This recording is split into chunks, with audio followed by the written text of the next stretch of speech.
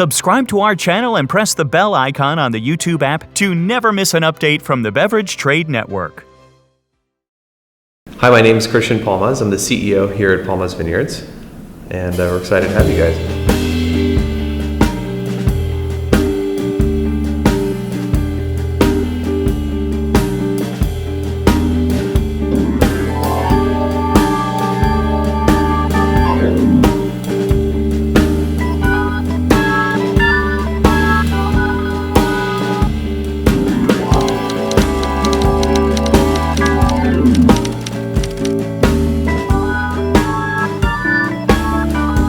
So Vigor Vigor stands for Vineyard Infrared Growth Optical Recognition.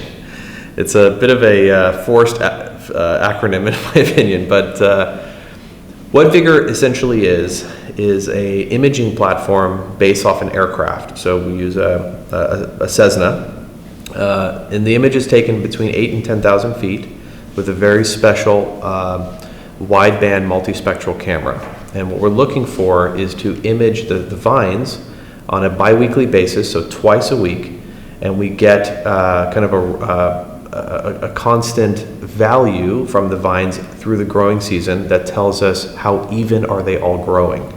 Then we correlate that information to soil moisture data, and then we solve for what the irrigation solution should be that week so that we can help even out the ripening throughout the course of the year.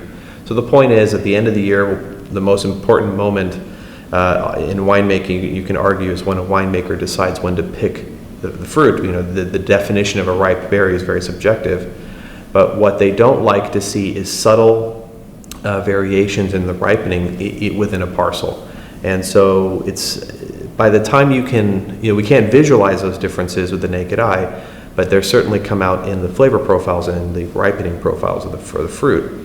So what Vigor can do, using kind of big data analytics and basically a lot of information, we can help to correct for that difference in ripening by using smart irrigation.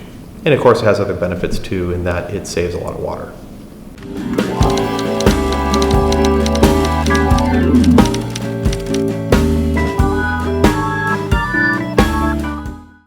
So Felix is a totally different platform. If Vigor is for the vineyard, then Felix is for fermentation. So Felix stands for Fermentation Intelligent Logic Control System, and what it is essentially a machine learning applied computer program designed to assist the winemakers during the actual fermentation process, when the grapes are in the fermenter. And we created Felix primarily because, you know, we had a unique situation here at Palmaz Vineyards because we had, 64 acres across 3 major elevations, very different soil types, microclimates. Our vineyards come in across, 24 parcels come in across 35 days. And so we had an opportunity to really isolate the terroir structure. And so when we built the winery, we built this rather complex fermentation dome with 24 fermenters. And while the terroir isolation is fantastic, the complexity of the fermentation was obviously greater than most would have approached this. So Felix was designed to essentially allow the winemaking team, the talent of the winemakers, to focus their efforts on things that actually make them who they are, right? So in this case, we're using technology to enhance the human element. And the way it works is essentially Felix focuses on all the mundane details. Basically everything related to how healthy the yeast are. Felix has algorithms and programs that essentially modulate temperature and control fermentation and look at things that affect fermentation health, so that the winemaker can focus on all the things that we can't put numbers to, right? The stylistic considerations. And so we like to say that instead of having to hold something like a hydrometer in your hand, which any first-year Davis student can do with his eyes closed, really high-end winemakers, the only instrument they need to make the best wines in the world is a glass, right? So that's what Felix was designed to do, was to enhance the winemaker's stylistic involvement in the wine.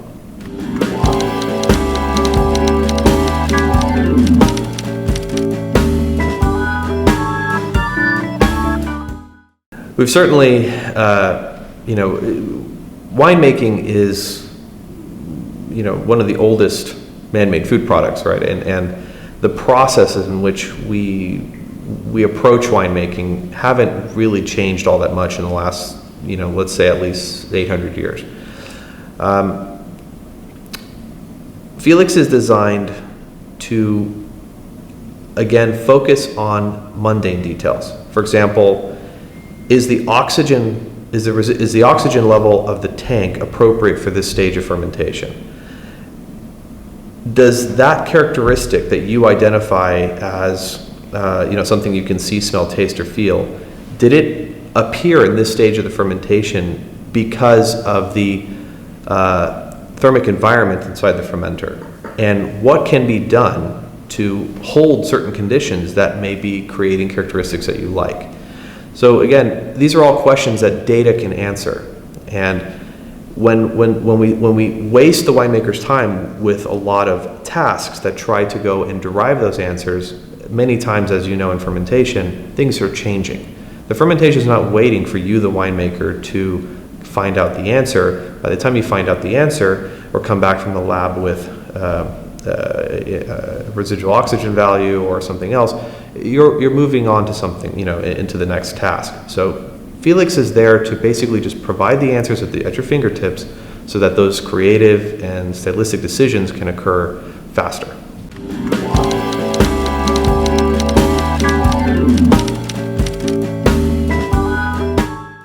So when we talk about innovation in the wine industry, we're kind of at a unique point in history, in that innovation can be potentially damaging to the wine industry.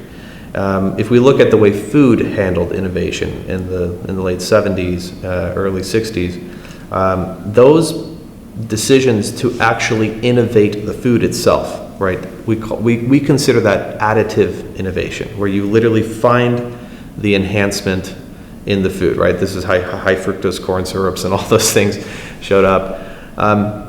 And I think it's a wonderful thing that these bottles, these labels, have essentially no warnings on them. Essentially, we don't have to say to the end consumer there is no color enhancers or flavor enhancers in the wine.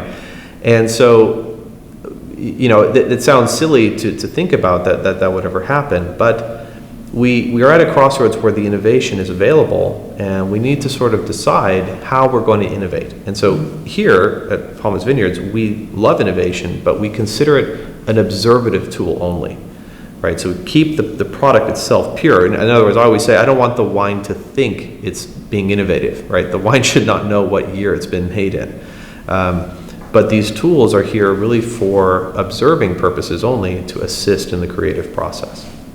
Good, crazy good answer. Definitely like that. I studied nutrition actually for that taste. Perfect. So you know what I'm talking about.